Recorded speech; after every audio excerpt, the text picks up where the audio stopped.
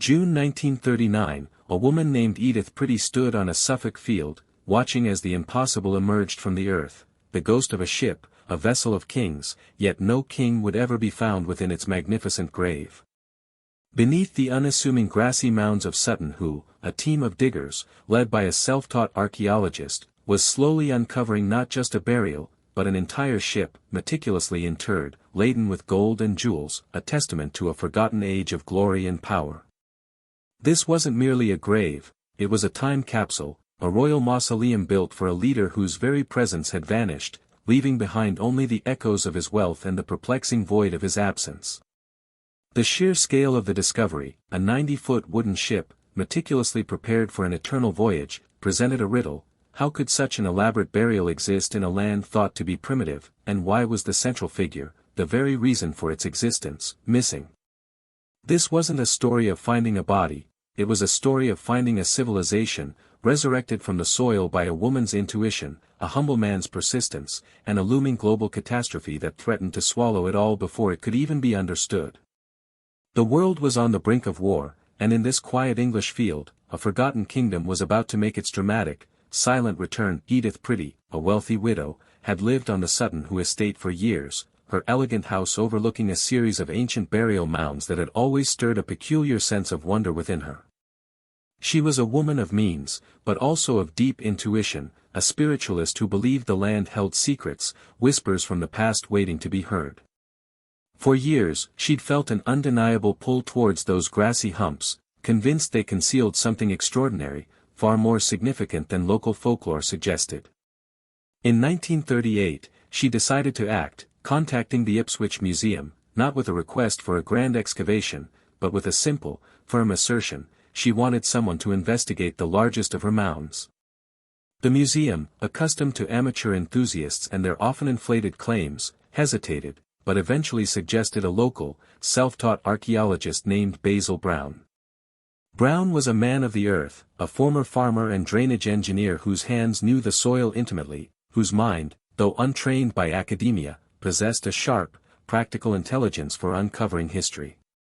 He arrived in the spring of 1939, a quiet, unassuming figure, ready to dig, unaware that Edith's quiet conviction was about to rewrite the history of England. Basil Brown began his work not on the imposing Mound 1, the one Edith Pretty specifically indicated, but on 3 smaller, less prominent mounds nearby, a pragmatic decision to test the ground and gain experience with the site. He was a meticulous worker, his movements precise, his observations keen, carefully scraping away centuries of accumulated earth. His initial findings were modest: fragments of pottery, a few disturbed areas indicating earlier, less careful excavations, likely by grave robbers centuries ago. These smaller mounds revealed cremations, some with bronze fittings and glass vessels, hinting at Anglo-Saxon burials from the 7th century, valuable in themselves, but not the earth-shattering discovery Edith seemed to envision. The spring weather was often damp, the Suffolk air heavy with the scent of wet soil, and Basil worked methodically, sometimes alone, sometimes with a small team of estate workers. He communicated his findings to Edith, always respectful, but perhaps inwardly questioning the grand expectations for the site. Yet, Edith remained unswayed, her gaze continually drawn to the largest, most enigmatic mound, her insistence a quiet, persistent drumbeat. "That one, Mr. Brown," she would say, her voice calm but resolute, "that's where the real story lies." Finally, yielding to Edith's unwavering conviction, Basil Brown turned his attention to Mound 1, the largest and most imposing of the burial sites. The work was slow, painstaking, a methodical stripping away of turf and soil, layer by careful layer. For days, weeks, the earth yielded little beyond compacted clay and sand. Then, on May 11, 1939, a dull glint of metal caught his eye. It wasn't gold, not a jewel, but something far more unexpected: an iron rivet, then another, and another, arranged in a distinct pattern.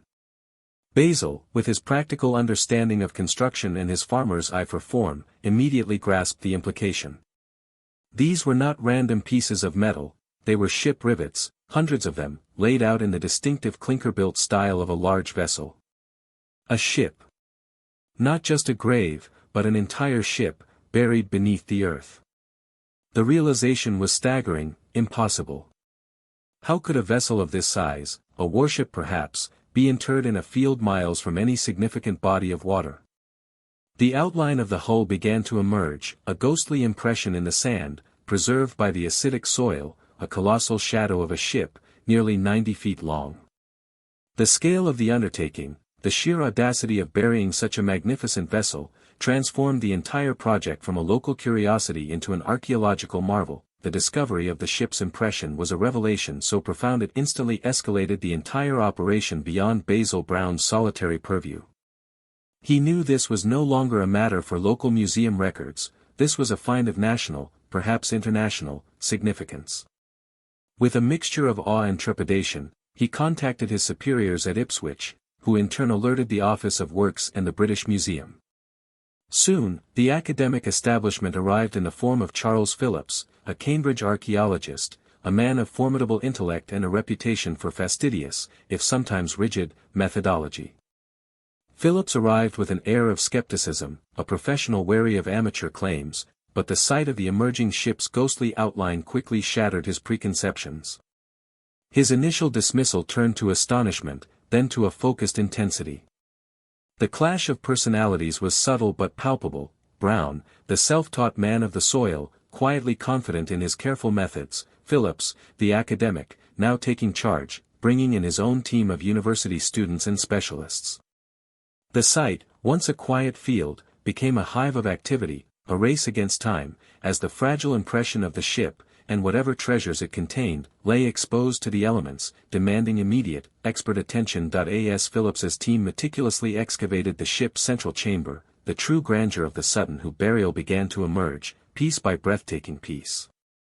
First, a stack of 37 Merovingian gold coins, then a purse lid adorned with intricate garnet and gold cloisonné, depicting intertwined animals and human figures. Next came the magnificent great gold buckle, a masterpiece of Anglo-Saxon artistry, weighing nearly a pound, its surface alive with interlaced beasts. The iconic helmet, though shattered into hundreds of fragments, revealed its terrifying, majestic visage, a face guard with eyebrows ending in boars' heads, a winged dragon crest, a warrior's mask that would become synonymous with the find. A ceremonial shield, a sword with a jeweled pommel, silver bowls from Byzantium, a lyre, drinking horns, and a scepter-like whetstone. The sheer opulence and craftsmanship were astounding, revealing a sophisticated, powerful culture previously underestimated. This was undeniably the burial of a king, a warrior leader of immense status, but the central mystery persisted: there was no body, only the faint chemical traces of what might have been. Was he cremated? Was the grave a cenotaph, a memorial for a king lost at sea or in battle? The absence was as profound as the presence of his incredible wealth. The summer of 1939 was not just a season of archaeological triumph, it was a period of escalating global dread. News bulletins from Europe spoke of war, of Hitler's aggressive expansion, of nations bracing for conflict.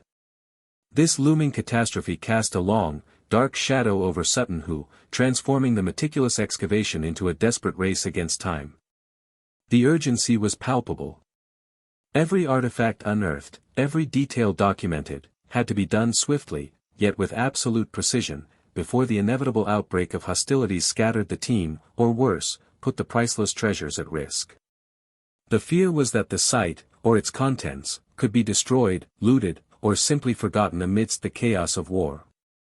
Phillips drove his team relentlessly, working long hours under the Suffolk sun. The sound of distant aircraft practice runs a constant, unsettling reminder of the encroaching danger. The fragile ship impression, so vulnerable to the elements, was painstakingly recorded, photographed, and measured, its every nuance captured before it could fade.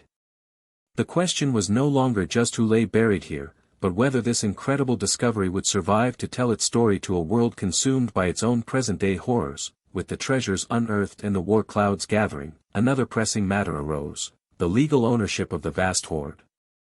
Under British law, anything found on private land belonged to the landowner, unless it was declared treasure trove, in which case it belonged to the Crown. A formal inquest was convened in August 1939 in the village hall of Sutton Hoo, a small, unassuming building suddenly thrust into the national spotlight. The proceedings were tense, with representatives from the British Museum, the Office of Works, and Edith Pretty's legal team presenting their cases. The value of the gold and silver alone was immense, potentially making Edith a very wealthy woman, but the historical significance was immeasurable. The local community watched with bated breath, aware of the implications for their quiet corner of Suffolk. Edith Pretty, a woman of quiet dignity, listened to the arguments, her gaze often distant, as if consulting an inner compass. Then, in a moment that stunned everyone present, she made her decision. She declared her intention to donate the entire fine to the nation, specifically to the British Museum, without seeking any financial reward. It was an act of extraordinary generosity, a profound recognition that these treasures belonged not to one person, but to all of Britain, a legacy for future generations, a legacy that now, with war declared, needed immediate, desperate protection. Edith Pretty's selfless donation ensured the treasures would be preserved, but the immediate threat of war demanded extraordinary measures. As the inquest concluded, the world plunged into conflict. On September 1, 1939, Germany invaded Poland, and 2 days later, Britain declared war. The precious artifacts, meticulously cleaned, conserved, and catalogued, were swiftly packed into crates. The fragile impression of the ship, the ghost of a king's vessel, was carefully recovered with earth, its secrets once again sealed beneath the Suffolk soil, protected from aerial bombardment and the prying eyes of a world at war. The crates containing the gold, silver, and other priceless objects were transported under strict secrecy to London. There, they were taken deep underground, into the disused tunnels of the London Underground system, alongside other national treasures from the British Museum, safe from the impending Blitz. The very act of hiding them, of burying them again, mirrored their initial discovery, a strange echo of the past protecting itself from the present. The empty ship, its purpose fulfilled, now lay dormant, its contents dispersed for safekeeping, a silent testament to a civilization once lost, now found, only to be hidden once more. The war raged for 6 long years, but the Sutton Hoo treasures remained safe, patiently awaiting their eventual re-emergence. When peace finally returned, the artifacts were brought back into the light, displayed in the British Museum, where they immediately captivated the public and reshaped understanding of early Anglo-Saxon England. The discovery proved that this period, often dismissed as the Dark Ages, was in fact a time of extraordinary artistry, wealth, and sophisticated international connections. The mystery of the missing king, however, persisted. While scholars now largely agree the burial was likely for King Raedwald of East Anglia, who died around 624 to 625 AD, the exact reason for the empty grave remains debated, perhaps a cenotaph, or a body dissolved by the acidic soil, or even a symbolic burial. The Sutton Hoo ship burial stands as a monument not only to a powerful ruler but to the vision of Edith Pretty, whose intuition sparked the discovery, and the dedication of Basil Brown, whose skilled hands brought it forth. It is a story of a forgotten past resurrected at the precipice of a global future, a quiet field holding the key to a kingdom, its treasures hidden, found, and then hidden again, a timeless echo of human ambition, artistry, and the enduring enigma of what lies beneath.